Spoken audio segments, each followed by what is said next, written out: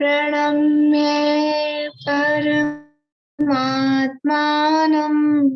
सिद्धं त्रैलोक्यवन्दितं स्वाभाविकचिदानन्द स्वरूपं निर्मलाव्ययम्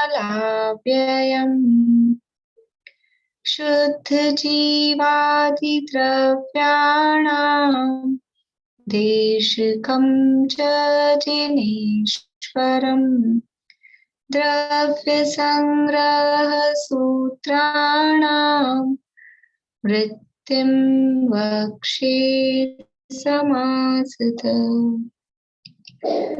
जीवमजीवमदवम्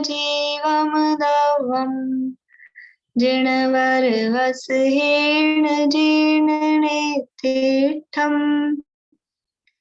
देविन्दविन्दवन्दम् वन्दे तं सर्वदा शिरसा।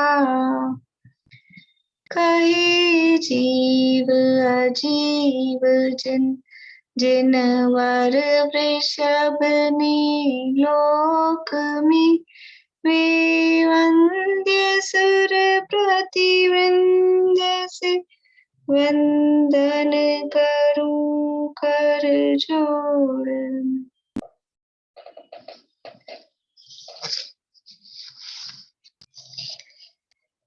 गाथा का अर्थ भी देखना है आज और गाथा पाठ भी करेंगे। पहले गाथा पाठ कर ले। आज अपने को अर्थ देखना है आगे 49 नंबर की गाथा का। 49 नंबर की गाथा का अर्थ देख के फिर आगे अपनी 35वीं गाथा की चर्चा को आगे बढ़ाएंगे। गाथा बोलती हूँ मैं। सुलोचना अभी आप पीछे बोलिएगा। 35 16 56 35 16 56 चौदुग मेघम जजवह झायेय चौदुग मेघम च जवः झायेह परमेट्ठि वाचयाणम् परमेट्ठि वाचयाणम् अन्नं च गुरुवस अन्नं च गुरुवैसेण अन्नं च गुरुवैसेण 35 16 56 चौदुग मेघम च जवः छायेह परमेट्ठि वाचयाणम् अन्नं च गुरुवैसेण 35 16 56 चौदुग मेघम च जवः झायेह परमेट्ठि वाचयाणम् अन्नं च गुरुवैसेण। 35 यानी 5 और 30 यानी 35। 35 35 16 यानी 16 16 35 यानी 35। 56 56 का अर्थ है 6।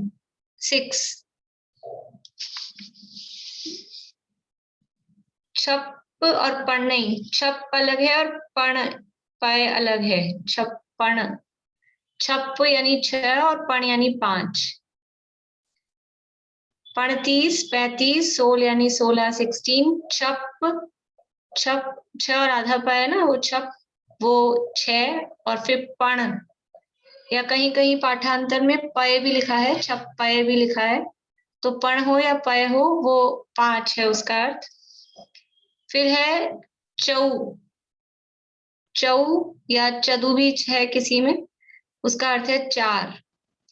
फिर दुग दुग यानी 2, दुगम है दुगम दुगम यानी 2 और एगम एगम यानी 1। 35 35 16 छप 6 पण 5 चौ 4 दुग 2 दुगम यानी 2 और एकम यानी 1। दुगम एकम ये संधि है यहाँ पर, दुगम और एकम 2 और 1। च यानी और जवह, जवह यानी जाप करना चाहिए, जाप करो, जपो।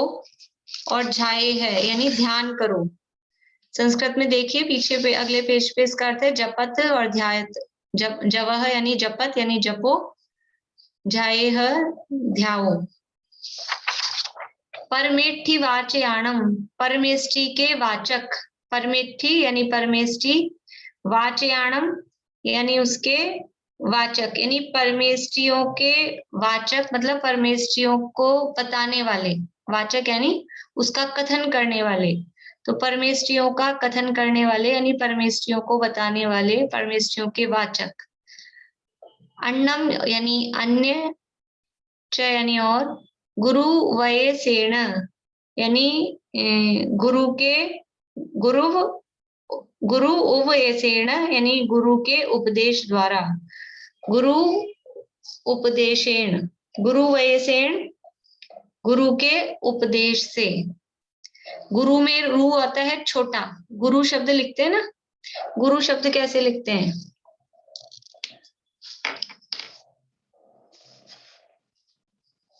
गुरु, ये आप लोगों को रे में छोटा ऊ बड़ा ऊ बनाना आता है? अगर ये ऐसा बनाएंगे तो ये होता है छोटा ऊ, और अगर ये ऐसा बनाएंगे घुमा के तो ये होता है बड़ा ऊ, रे में। तो गुरु शब्द जो है अपने अरहंत सिद्धाचार्य उपाध्याय साधु या पंच परमेष्ठी वाला जो गुरु, उसमें कौन सा गुरु लिखेंगे, ये वाला कि ये वाला, ऊपर वाला या नीचे वाला?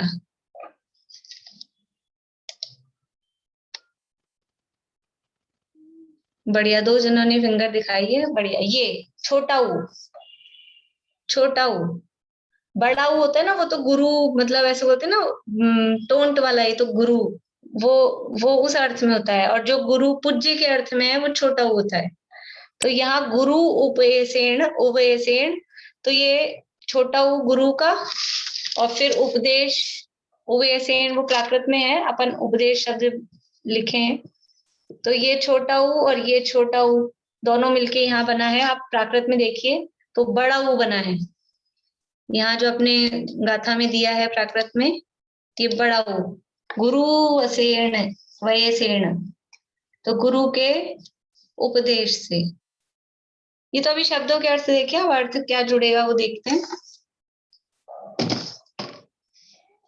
यहाँ अब ध्यान की चर्चा चल रही थी, ध्यान करने के लिए माँ जब पिछली वाली जो गाथा थी अपनी, माँ मुझे माँ रज्जय, ध्यान करने की बात, विचित्र, अगर अपन ध्यान की सिद्धि करना चाहते हैं तो वो ध्यान किस प्रकार से करें, कैसे करें।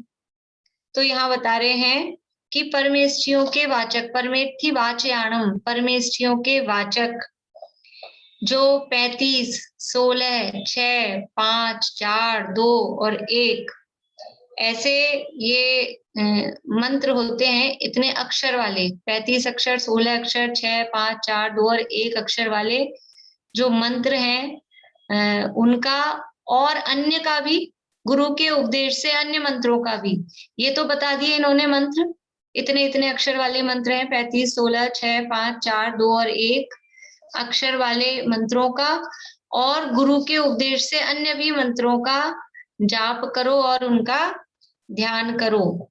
ये यहाँ पर इस गाथा में कहा गया है। देखिए अर्थ, देखिए उत्थानिका पढ़ देती हूँ पहले। अब मंत्र वाक्य में स्थित पदस्थ ध्यान कहा था, पेज नंबर है 233 की लास्ट लाइन, 233 की लास्ट लाइन है वृहद द्रव्य संग्रह में। अब मंत्र वाक्य में स्थित पदस्थ ध्यान कहा था, उसका विवरण करते हैं। अब 234 पेज पे गाथार्थ। पंच परमेष्ठी के वाचक 35, 16, 6, 5, 4, 2 और 1 अक्षर रूप मंत्र पदों का जाप करो, ध्यान करो। उनके अतिरिक्त अन्य का भी गुरु के उपदेश अनुसार जाप और ध्यान करो। अब ये कौन कौन से हैं 35 अक्षर वाले, 16 अक्षर वाले, ये सब अपन जब पढ़ेंगे तब देखेंगे, वरना अभी फिर वो गाथा चालू हो जाएगी। तो ये इतना तो अपने को पता ही है, 5 पदों के 35 अक्षर, वो बोलते ना भजन में आता है, तो 35 अक्षर वाला नमोकार मंत्र है। वो नमोकार मंत्र से ही रिलेटेड उनको शॉर्ट करते करते 16, 5, 4, इस तरह से वो अक्षरों के मंत्रों का यहाँ ध्यान करने की बात इस गाथा में कही गई है। एक बार और मैं गाथा पढ़ देती हूँ, फिर अपनी 35वीं गाथा की चर्चा करेंगे। 35 16 56 चौदुग मेघम च जवः छायेह परमेठि वाचयाणम अन्नम च गुरुवये सेण। हाँ भारती आंटी कुछ पूछना? नहीं, मैं आपसे सिर्फ एक चीज नोटिस करी थी कि ये 47 गाथा के बाद में ये झ शब्द यूज हुआ है, नहीं तो कोई भी गाथा में झ नहीं था। ऐसे नोटिस किया तो मैं ऐसे ध्यान गया मेरा। वो वैसे ज्यादा यूज में नहीं आता ना, वो ध्यान के अर्थ में ही यूज में आ रहा है इसलिए। 47 के पहले कोई भी गाथा में झ है ही नहीं। हाँ अच्छी बात है, आपका ध्यान दिया। चलिए अब अपनी चर्चा चल रही है 35वीं गाथा के संदर्भ में। यहाँ भाव संवर के विशेष 35वीं गाथा में बताए गए हैं। 35वीं गाथा का पाठ एक बार करेंगे अपन।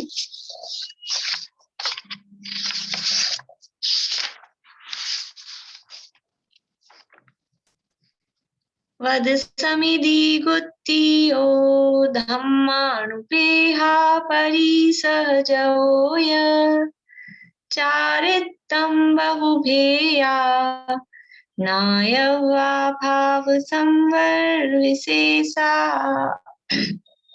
व्रत समिति गुप्ति धर्म अनुप्रेक्षा परिचय और अनेक प्रकार का चारित्र, इन सबको भाव संवर के भेद जानना, इसमें से अपनी चर्चा चल रही थी। व्रतों की समिति गुप्ति धर्म, इनकी चर्चा पूरी हुई और अनुप्रेक्षाओं की चर्चा चल रही थी। अनुप्रेक्षाएं क्योंकि 12 होती हैं और उन 12 अनुप्रेक्षाओं में से 10वीं अनुप्रेक्षा 10वीं भावना वो है लोक भावना। और लोक भावना का स्वरूप 3 लोक की जो भौगोलिक संरचना है उसका वर्णन यहाँ थोड़ा विस्तार से दिया जा रहा है। तो उसके अंतर्गत हमने भरत क्षेत्र और उसके आगे के क्षेत्र, नदियां, सुदर्शन मेरु पर्वत, और उसके बाद में लास्ट के 2-3 दिनों में हमने अकृत्रिम जिनालयों की रचना का वर्णन, इतनी चर्चा अपन ने देखी थी। अब यहाँ टीका में अपने विदेह क्षेत्र की रचना यहाँ अपने को चल रही थी, उसके बीच में ही हमने वो अकृत्रिम जिनालयों की रचना का वर्णन देखा था। तो यहाँ से अपन पढ़ते हैं थोड़ा 144 144 नंबर पेज से हम लोग पढ़ते हैं।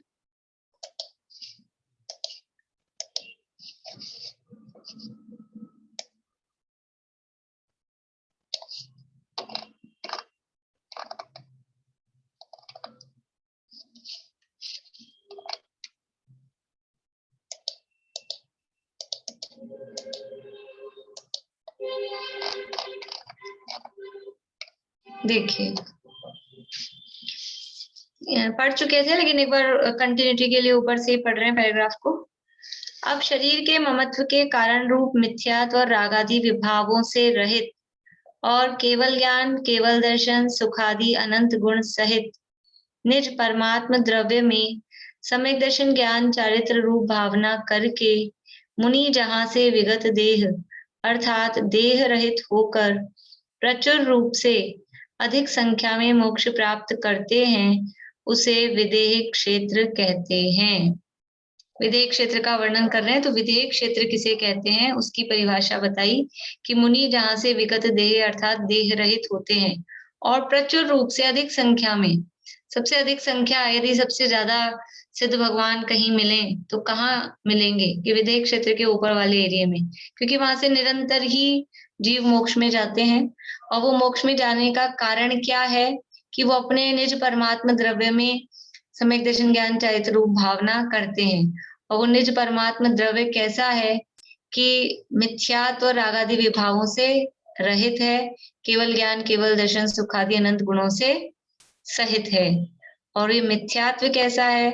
मिथ्यात्व है शरीर के ममत्व के कारण रूप, या शरीर में ममत्व रूप ही ये मिथ्यात्व होता है। इस मिथ्यात्व से रहित अपना जो शुद्धात्मा है, उस शुद्धात्मा में भावना मतलब उसमें लीनता करके ही मुनि देह रहित होकर विधेय अवस्था को जिस क्षेत्र से प्राप्त करते हैं, तो उस क्षेत्र को भी विधेय क्षेत्र कहते हैं। तो विधेय क्षेत्र, यहाँ भरत क्षेत्र भी विधेय क्षेत्र है, यहाँ से भी मोक्ष जाते हैं, लेकिन यहाँ से निरंतर मोक्ष नहीं जाते हैं। वहां विधेय क्षेत्र से तो निरंतर ही मोक्ष जाने का काम चलता है।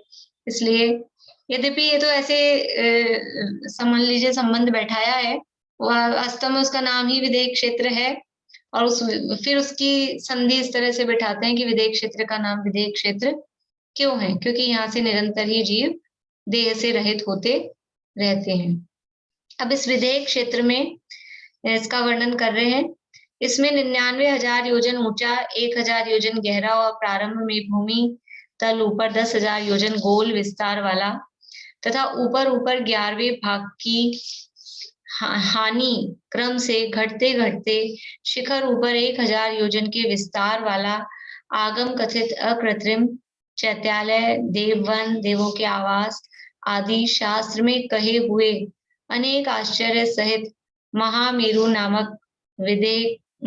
नामक पर्वत विधेय के मध्य में है।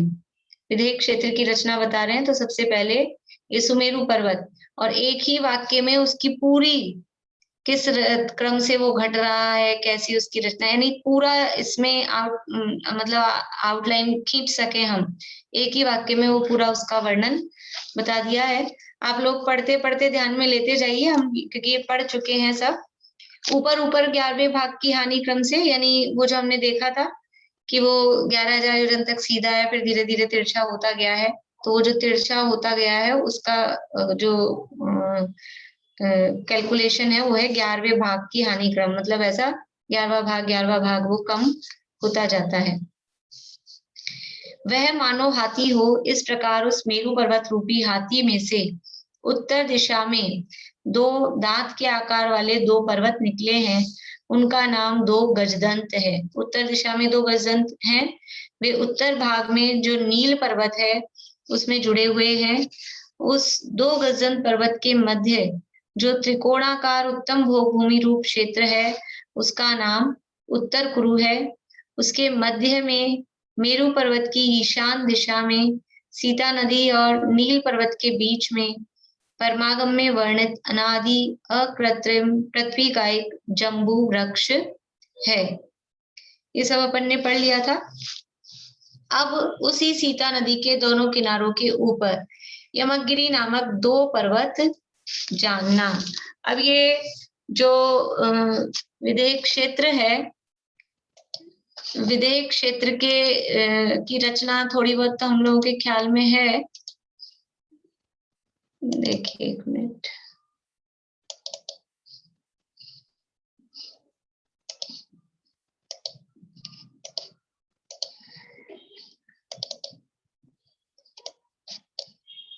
ये विधेय क्षेत्र की रचना है, दिखाई दे रही होगी आप लोगों को।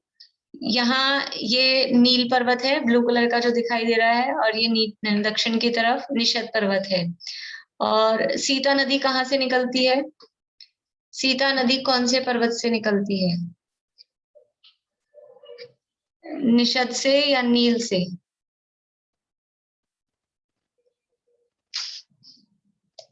सीता नदी निषद से या नील से?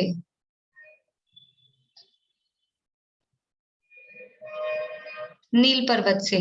उत्तर में जो है नील पर्वत, वहां से सीता नदी निकलती है। तो ये सीता नदी यहाँ से निकल रही है, और यहाँ केसरी सरोवर है, इसमें से सीता नदी निकल रही है। और जैसे हमने और नदियां देखी थी, वहां पर भी वो बीच में नाभिगिरी पर्वत थे, हिरण्यवत, हेमवत, इन क्षेत्रों में उसकी अर्ध प्रदक्षिणा देती हुई फिर पूर्व में नदी जो उत्तर से आ रही थी वो पूर्व में जा रही थी। यहाँ पर भी ये सीता नदी इसी तरह से निकल रही है। और इस सीता नदी के यहाँ सीता नदी के इधर पूर्व में और नील पर्वत के दक्षिण में ये जब वृक्ष आपको दिखाई दे रहा है ग्रीन कलर का, ये जम्बू वृक्ष यहाँ पर है। अब कह रहे हैं इसके बाद में कि सीता नदी के दोनों किनारों के ऊपर यमकगिरी नामक 2 पर्वत हैं। इस सीता नदी के ये दोनों किनारे, यहाँ जैसे ही नील पर्वत से नीचे सीता नदी गिरी और इसका जो ये किनारा आया, सीता नदी यहाँ गिरी है इस जगह पर, और फिर ये वाला कॉर्नर, एक ये कॉर्नर, ये दोनों कॉर्नर पर एक एक यहाँ ये यमकगिरी पर्वत हैं। सीता नदी पर्वत से नीचे जहाँ गिरी, उस गिरने की जगह पे वो सीता नदी की जो चौड़ाई, क्योंकि गिरेगी तो कुछ तो उसकी चौड़ाई है ही, तो वो चौड़ाई के यानी एक किनारा और दूसरा किनारा, तो एक किनारे पर एक पर यमकगिरी पर्वत और दूसरे किनारे पर दूसरा यमकगिरी पर्वत। इस तरह से ये 2 यमकगिरी पर्वत नील पर्वत की तरफ, और इसी तरह से 2 यमकगिरी पर्वत साथ में ही हम देख लेते हैं, फिर बाद में पढ़ लेंगे, इसमें बाद में आएगा। ये निषद पर्वत से जो सीतोदा नदी निकल रही है, नील पर्वत से सीता नदी निकल रही है, और निषद पर्वत पे तिगिच्छ सरोवर से सीतोदा नदी निकल रही है। तो ये सीतोदा नदी जहाँ पर्वत से नीचे गिरी है, तो वहां उसके नदी के दोनों किनारों पर यहाँ पर भी एक एक यमकगिरी पर्वत, यहाँ पर ये पर्वत है। इन पर्वतों के नाम भी अलग अलग हैं, मेघगिरी और इस तरह से अलग अलग इनके नाम हैं। ये दोनों, ये जो पर्वत है, ये पर्वत कैसे है? यमकगिरी पर्वत ये गोलाकार है, सोने के बने हुए हैं और 1000 योजन ऊंचे, 1000 योजन इनकी हाइट है यमकगिरी पर्वतों की, 1000 योजन ऊंचे, और नीचे ही भी 1000 योजन ही इनका चौड़ाई है, जो व्यास है वो भी 1000 योजन, लेकिन ऊपर जाते जाते चौड़ाई हो गई है 500 योजन, यानी थोड़े से तिरछी शेप में, सीधे ऐसा दीवार जैसे सीधे नहीं है, गोलाकार है, गोलाकार पर्वत है। नीचे इनका व्यास 1000 योजन है, ऊंचाई भी 1000 योजन है, और फिर ऊंचाई थोड़ी कम होते होते ऊपर जाके इनकी चौड़ाई रह जाती है 500 योजन। इस तरह से ये यमकगिरी पर्वत है, और सोने के बने हुए या स्वर्णमयी ये पर्वत है, और इसमें व्यंतरों के निवास स्थान इस यमकगिरी पर्वत पर बने हुए हैं, और व्यंतर भी उसी नाम के देव होते हैं। जैसे यमकगिरी है तो मेघगिरी नाम है उसका, तो मेघ नाम का व्यंतर, यमकगिरी नाम है तो यमक नाम का व्यंतर, उसी नाम के, लगभग उसी नाम के व्यंतरों का निवास उस जगह पर होता है। तो यहाँ पर व्यंतरों के निवास स्थान यहाँ पर है।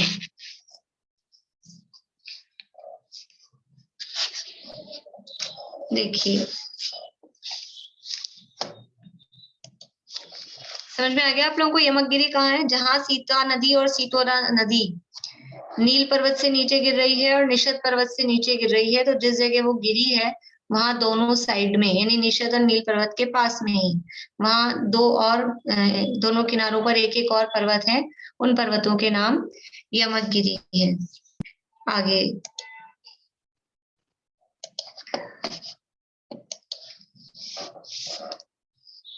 उन 2 पर्वतों,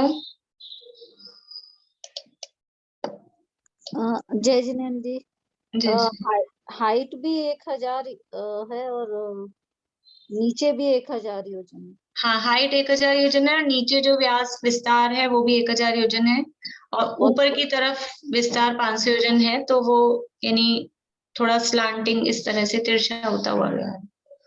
ठीक, थैंक यू।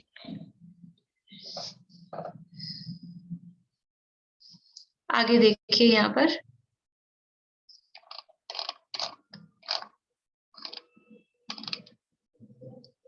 उन दो पर्वतों से दक्षिण दिशा में थोड़ी दूर जाने पर सीता नदी के मध्य थोड़े थोड़े अंतर से पद्म आदि 5 द्रह हैं। अभी ये सीता नदी की ही बता रहे हैं, तो सीता नदी से दक्षिण में जाएंगे। सीता नदी कहाँ है? देखिए अपने चित्र में, ये सीता नदी है, नील पर्वत से निकल रही है, तो ये सीता नदी आ रही है दक्षिण की तरफ, और जो सीतोदा नदी है वो निषद पर्वत से निकल रही है, वो जा रही है उत्तर की तरफ। तो ये जो यहाँ शब्द लिखे हैं उनको हमको मतलब ध्यान देना चाहिए, वैसे की वैसे वो समझ में आता है। तो ये उन 2 पर्वतों से दक्षिण, अब ये 2 पर्वत है यमकगिरी, ये 2 डॉट्स दिख रही होंगी आप लोगों को। आप अपने मोबाइल में अगर बारीक दिख रहा है तो ऐसा बड़ा कर सकते हैं उसको देखने के लिए, तो दिख जाएगा। तो ये यमकगिरी पर्वत है और यमकगिरी पर्वत से दक्षिण की तरफ चले हैं तो सीता नदी के मध्य में, सीता नदी के बीच में ही थोड़े थोड़े अंतर से पद्म आदि 5 द्रह हैं। ये सीता नदी के बीच में ही फिर द्रह यानी सरोवर और हैं। ये पद्म ही इनके नाम है, पद्म आदि। ये 1 2 3 4 5 ऐसे 5 द्रह यानी सरोवर इस सीता नदी के बीच में ही बने हुए हैं। यानी कि उत्तर कुरु के बीच में से जब सीता नदी पास हो रही है नील पर्वत से गिरी और उत्तर कुरु में से जब ये पास हो रही है, तब यहाँ यमकगिरी पर्वतों से थोड़ा आगे चलने पर 5 द्रह यानी सरोवर इस सीता नदी के बीच में बने हुए हैं। ये जो सरोवर हैं, ये सरोवर कैसे हैं? 1000 योजन लंबा, 1000 योजन इसकी लंबाई है, 500 योजन चौड़ाई है और 10 योजन गहराई है। जैसा पद्म सरोवर हिमवन पर्वत पर है, 1000 योजन लंबा, 500 योजन चौड़ा, 10 योजन गहरा, सेम वैसे का वैसे ही ये सरोवर यहाँ सीता नदी के बीच में ये 5 सरोवर बने हुए हैं। और फिर 500 योजन के गैप से यानी पहला जो सरोवर है उसके 500 योजन के बाद में दूसरा सरोवर, फिर 500 योजन के बाद में तीसरा सरोवर, ऐसे 500 योजन के गैप से ये सरोवर है। और सेम इस सरोवर में वही 1-1 योजन चौड़े कमल हैं, जैसे कि पद्म सरोवर में कमल है, उसी तरह से यहाँ पर भी 1 योजन चौड़ाई वाला कमल है। वही उतनी उसकी लंबी चौड़ी, उसकी नाल, वो सारी जो भी रचना है उसकी ऊंचाई सब उसी तरह से जैसे पद्म सरोवर में है, सेम टू सेम वैसे ही यहाँ पर सरोवर है। और पद्म सरोवर में ऐसे कितने कमल हैं? पद्म सरोवर में क्या ये एक ही कमल होता है? हिमवन पर्वत पर जो पद्म सरोवर है, ऐसे ये एक नहीं, इनके परिवार कमल होते हैं और वो 1,40,115 1,40,115 इनके परिवार कमल और हैं। तो वो इन सरोवर में भी ऐसे ही वो 1,40,115 परिवार कमल और एक ये बीच वाला मेन कमल, बीच वाला मेन कमल ये एक योजन वाला, 1 योजन के विस्तार वाला, और इसके अलावा फिर कुछ कुछ छोटे कमल वो परिवार कमल कहलाते हैं। वो है 1,40,115। तो टोटल मिलाकर कितने हो गए? एक मुख्य कमल और 1,40,115 परिवार कमल, तो टोटल हो गए 1,40,116 टोटल है, वो टोटल हो गए। और परिवार कमल यदि पूछे जाए तो वो 115, मतलब 1,40,115 और एक और प्लस कर देंगे तो वो टोटल हो जाएगा। यानी सेम जैसी रचना हिमवन पर्वत पर जो पद्म सरोवर है वैसे के वैसे ही ये जो सीता नदी के बीच में 5 सरोवर हैं, उतनी ही लंबाई चौड़ाई गहराई वाले सरोवर हैं। वैसे ही इनमें कमल है, कमल भी वही 1 योजन वाला, और कमलों की संख्या भी, परिवार कमलों की संख्या भी, और उस पे जिस तरह से देवियां रहती हैं, भवन बने हुए हैं, ये सारी रचनाएं सेम वैसी ही हैं। और ये जो कमल है ये सब पृथ्वी कायिक है, वनस्पति कायिक नहीं है, यानी कोई रत्नों के मणियों के ही बने हुए ये कमल है। इन पे महल आदि रचनाएं हैं। और जहां जहां भी देवों के निवास स्थान है, अंतर देवों के निवास स्थान है, वहां नहीं भी कहें तो भी वहां अकृत्रिम जिनालय समझना चाहिए, क्योंकि जहां जहां भी इनके निवास स्थान है वहां जिनालय अवश्य ही होता है। इसके अतिरिक्त भी इनके बीच बीच में जो भी कोई महल के बीच में भी पर्वत वगैरह होते हैं या कोई मानस्तंभ वगैरह है, वहां पे भी जिन प्रतिमाएं, अकृत्रिम जिन प्रतिमाएं वहां पर होती हैं। इस तरह से ये यहाँ पर ये द्रह की बात हुई। आगे बढ़ते हैं, फिर देखते हैं इसमें से।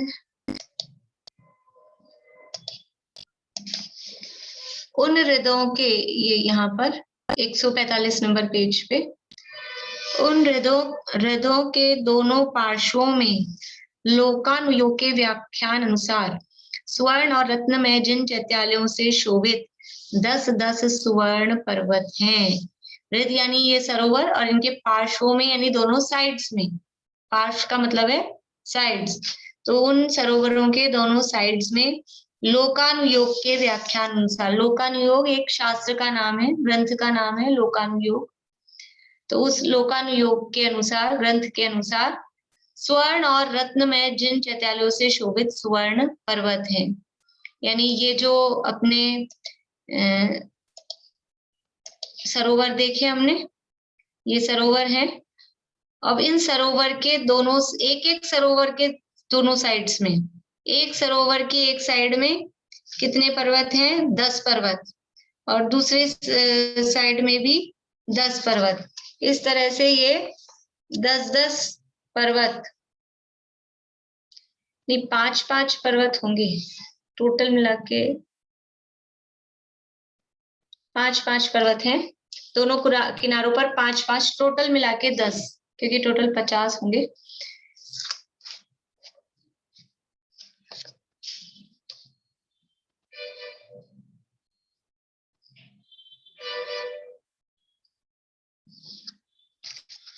तो ये जो एक सरोवर है, एक सरोवर की इस साइड 5 और दूसरी साइड 5, इस तरह से एक सरोवर से संबंधित 10 पर्वत। पहले तो ये यमकगिरी पर्वत थे, जहां पर वो नदी गिर रही थी उसके दोनों साइड्स में। फिर उससे थोड़ा आगे चलेंगे तो 500 योजन के गैप से 5 ये सरोवर हैं, और हर सरोवर के, ये सरोवर की लंबाई कितनी थी? 1000 योजन, नहीं यहाँ चौड़ाई है 500 योजन, लंबाई है इस तरह से 1000 योजन।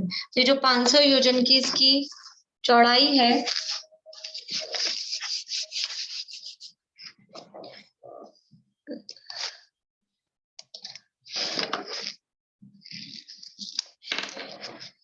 देखिए जैसे ये नील पर्वत है, और यहाँ से ये सीता नदी आई, तो यहाँ तो ये है यमकगिरी, ये सीता नदी से नीचे जहाँ गिर रहा है पर्वत से नीचे जहाँ सीता नदी गिर रही है, ये तो है यमकगिरी। अब यमकगिरी से थोड़ा आगे जाने पर ये है सरोवर, इस तरह से। ये सरोवर की ये है 1000 योजन, और ये है 500 योजन। ये लंबाई है 1000 योजन, ये है 500 योजन। तो ये जो 500 योजन की चौड़ाई है, इसमें 1 2 3 4, अभी अपनी तो डॉट ही मोटी पड़ रही है, ये 5, इस तरह से 5 पर्वत इस साइड में, और 1 2 3 4 5, ये 5 पर्वत दिख रहा है आपको बोर्ड पे, वो बारीकी बन पा रहा है। ये 5 पर्वत इस साइड, इस तरह से ये 5-5, ये क्या है? कांचनगिरी नाम के पर्वत हैं।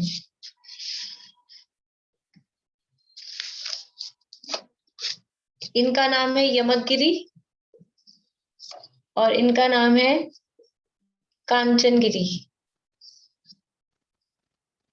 और ये है सरोवर, जिसको रिद्धि यहाँ पर नाम दिया है। तो ये इस तरह से 5 इधर 5 इधर, 10 यहाँ, ये एक से रिलेटेड हो गए 10, फिर 10 इसके, 10 इसके, फिर ये 5 है क्योंकि सरोवर, तो 5 सरोवर के ये 50 कांचनगिरी पर्वत हो गए।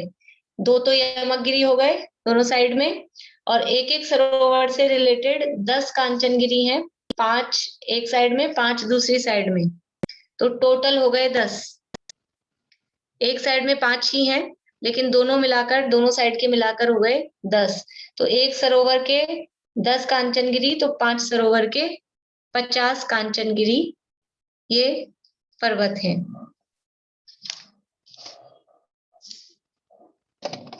और ये पर्वत कैसे हैं? स्वर्ण और रत्न में जिन चैत्यालयों से शोभित, यानी ये जो कांचनगिरी पर्वत हैं, इन कांचनगिरी पर्वतों पर जिन चैत्यालय हैं। अब जब हम जो 458 अकृत्रिम जिनालय जो हम देखते हैं, उनमें इनका नाम नहीं आता है, ये प्लस नहीं होते हैं। लेकिन इस बहुत वो तो गिनती के 458 बताए हैं मध्यलोक में, लेकिन इसके अलावा बहुत सारे अकृत्रिम जिनालय मध्यलोक में ही। और जिनालयों के अलावा जिन प्रतिमाएं, सिंगल जिन प्रतिमाएं भी अनेकों की संख्या में, असंख्यात भी कह सकते हैं, बहुत सारे चैत्यालय इस तरह से और प्रतिमाएं हैं। देखिए ये जो कांचनगिरी है, ये कांचनगिरी 100 योजन ऊंचे हैं। यमकगिरी थे 1000 योजन ऊंचे, और ये कांचनगिरी है 100 योजन ऊंचे, और वही गोलाकार, और नीचे जमीन पर 100 योजन ही चौड़ाई है, और ऊपर जाते जाते 50 योजन इनकी चौड़ाई रह जाती है। यानी थोड़े से गोलाकार हैं, लेकिन तिरछे होते हुए गए हैं, सीधे के सीधे ढोल के समान सीधे नहीं है, तिरछे होते हुए गए हैं। 100 योजन ऊंचे, जमीन पर 100 योजन चौड़े, और ऊपर शिखर पर पहुंचकर 50 योजन चौड़ाई वाले रह जाते हैं। स्वर्ण में है, और प्रत्येक कांचनगिरी के ऊपर एक गंधकुटी सहित अनंत भगवान की रत्नमयी अकृत्रिम जिन प्रतिमा यहाँ पर विराजमान है।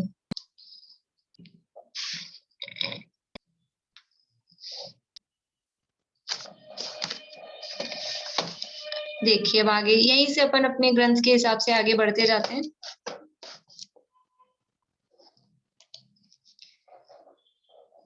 इसी प्रकार वही 145 पेज पे, इसी प्रकार निश्चय व्यवहार रत्नत्रय के आराधक उत्तम पात्रों को परम भक्ति से दिए हुए आहार दान के फल से उत्पन्न तिर्यंच और मनुष्यों को चक्रवर्ती के भोग सुख से भी अधिक ऐसा विविध प्रकार का पंचेंद्रिय संबंधी भोगों का सुख की जो भोग सुख स्वयं शुद्धात्मा की भावना से उत्पन्न निर्विकार सदा आनंद जिसका एक लक्षण है, ऐसे सुखामृत के रसास्वाद से विलक्षण है, ऐसा भोग सुख देने वाले ज्योतिरांग ग्रहांग दीपांग तूर्यांग भोजनांग वस्त्रांग माल्यां भाजनांग भूषणांग और राग तथा मद उत्पन्न करने वाले रसांग नामक 10 प्रकार के कल्प वृक्ष भोग भूमि के क्षेत्र में स्थित है इत्यादि परमागम कथित अनेक प्रकार से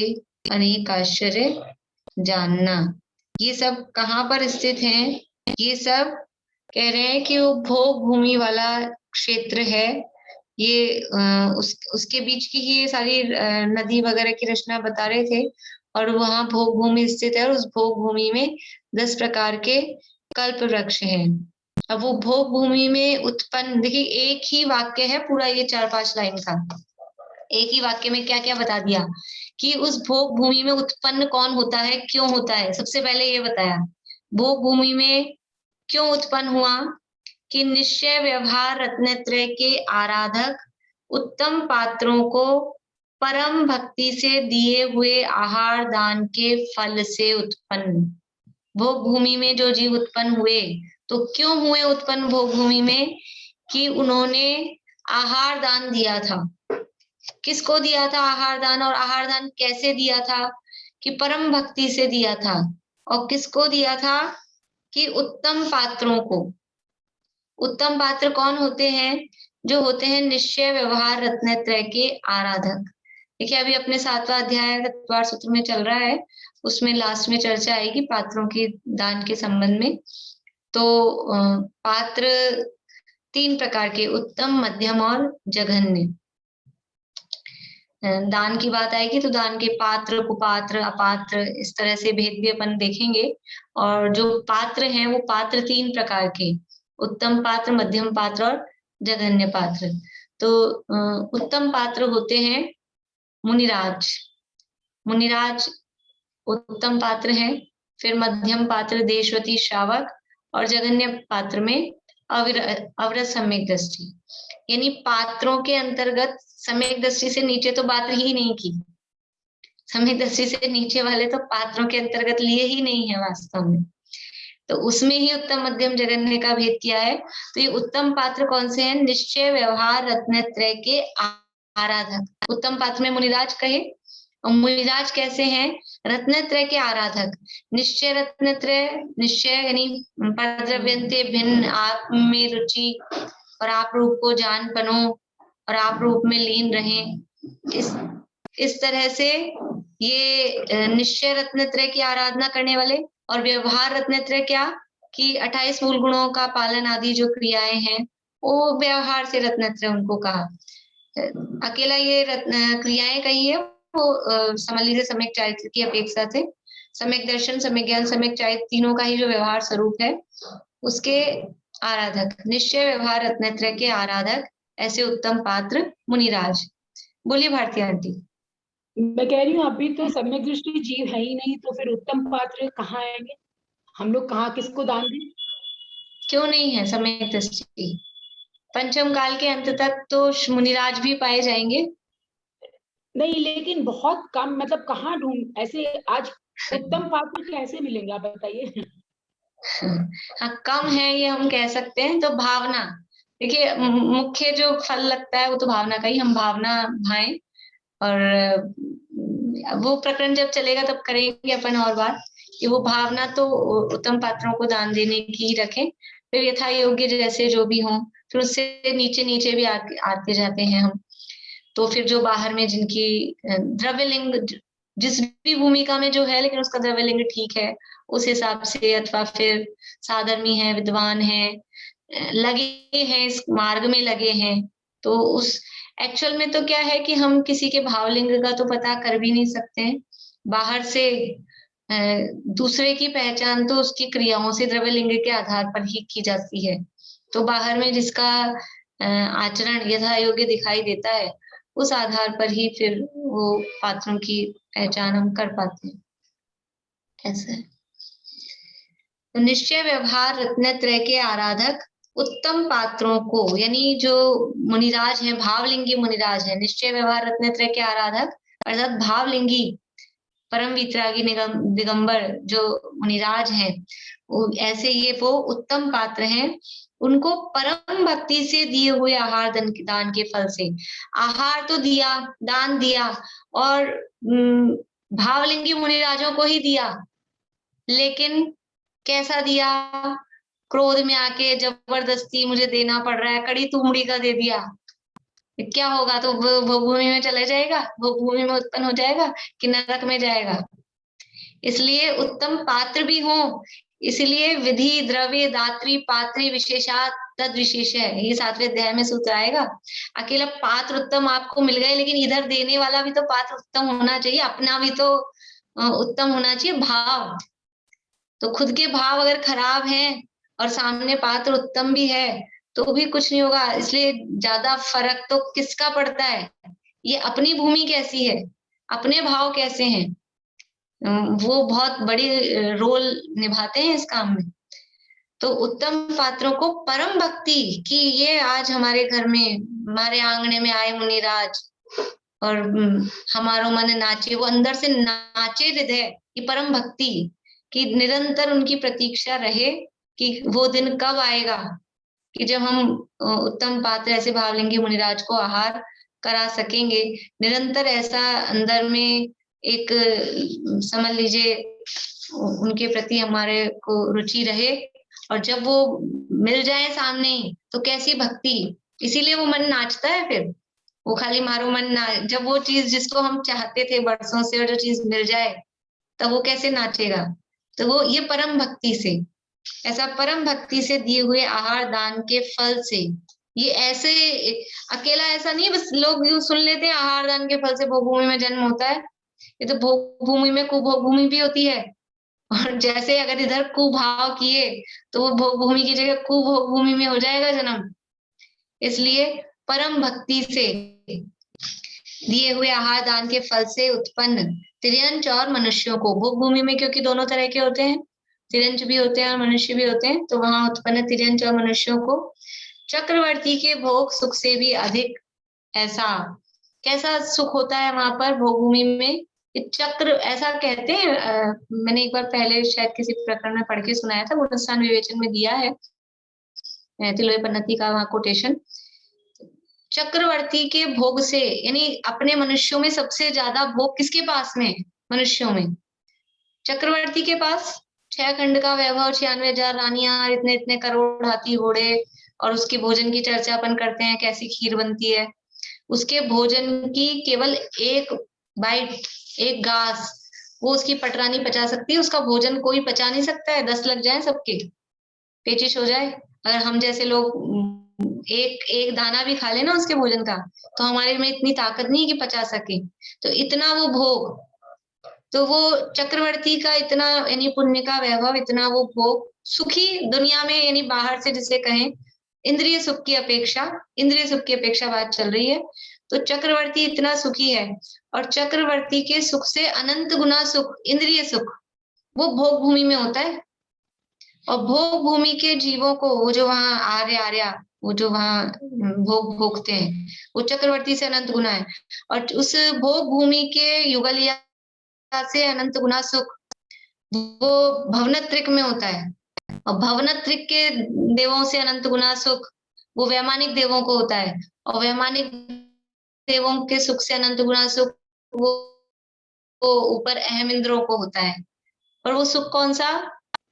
इंद्रिय सुख की बात समझना, इंद्रिय सुख। तो ये कह रहे, वही बात यहाँ कही है कि मनुष्य तिर्यंचों को चक्रवर्ती के भोग सुख से भी अधिक ऐसा विविध प्रकार का पंचेंद्रिय संबंधी भोगों का सुख, जो वो सुख कैसा है कि स्वयं शुद्धात्मा की भावना से उत्पन्न निर्विकार सदा आनंद जिसका लक्षण है, ऐसे सुखामृत रस के आस्वाद, रसास्वाद से विलक्षण है, विपरीत लक्षण वाला है। कल और इस लाइन की चर्चा करेंगे, अभी तो टाइम अपना हो गया, हड़बड़ी में होगी नहीं। ऐसा भोग सुख देने वाले, और फिर 10 प्रकार के कल्प वृक्षों के नाम यहाँ दिए हैं। तो ऐसे 10 प्रकार के कल्प वृक्ष वहां भोग भूमि में स्थित हैं। यानी किस तरह से, कहाँ से बात उठा के और किस तरह से वो भोग भूमि का स्वरूप यहाँ बता रहे हैं, ये भोग भूमि की चर्चा यहाँ की है। बोलिए ज्योति जी। दीदी, चक्रवर्ती के भोग सुख से अनंत गुना सुख तो हो गया भोग भूमि में, फिर भोग भूमि से अनंत गुना फिर बोला आपने क्या भवनत्रिक में, भवनत्रिक, और फिर उनसे अनंत गुना वैमानिकों को, वैमानिकों से अनंत गुना है मिलकर। हाँ यही है ना? हाँ, वो अपना सूत्र पढ़ा था ना अपन ने, गति शरीर परिग्रह, इससे पहला स्थिति प्रभाव सुख द्युति लेश्या विशुद्धि इंद्रियावधि विषय तो अधिका, सुख बढ़ता जाता है, सुख बढ़ रहा है ऊपर ऊपर। ये तो हमने एक शब्द में कह दिया वैमानिकों को, पर वो लगाए एक एक पटल, पटल भी लगाएंगे ना ऊपर के, पहले स्वर्ग के पहले पटल से दूसरे पटल में, दूसरे पटल से तीसरे, वो बढ़ता जा रहा है। मतलब बारीकी में गहराई में जाएंगे, उसका विस्तार करेंगे, तो वो पूरा उतना 63 पटल है, तो वो उतना उतना एक एक पटल का लगाएं, बढ़ता जा रहा है, सुख बढ़ता जा रहा है। सामग्री कम हो रही है, परिग्रह कम हो रहा है, विमानों की संख्या, देवियों की संख्या, देवियां, शरीर का आकार, वो सब कम होता जा रहा है, लेकिन फिर भी सुख, इंद्रिय सुख वो बढ़ता जाता है। चलिए, और इसकी चर्चा अपन कल करेंगे, अभी पूरा नहीं हुआ है ये प्रकरण, कल आगे बढ़ाएंगे इसको। आप लोगों की सबकी दीपावली, मुझे हमेशा ऐसा होता है कि त्योहार आते हैं और अपनी छुट्टियां हो जाती हैं, तो उस संबंध में वो गई बात, बहुत कुछ बात कहनी होती है, लेकिन वो निकल गया, फिर माहौल देखते हैं बहुत सारी बातें होती है कि किस तरह से क्या। चलिए देखते हैं अगली क्लास में कुछ बात होती है तो। जय श्री।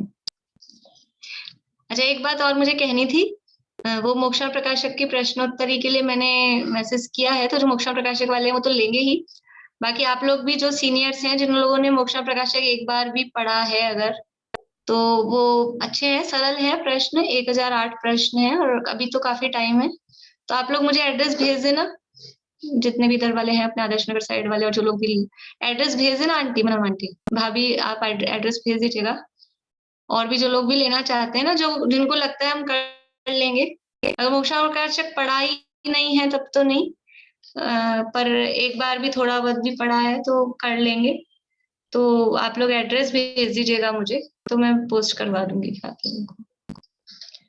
जय श्री राम।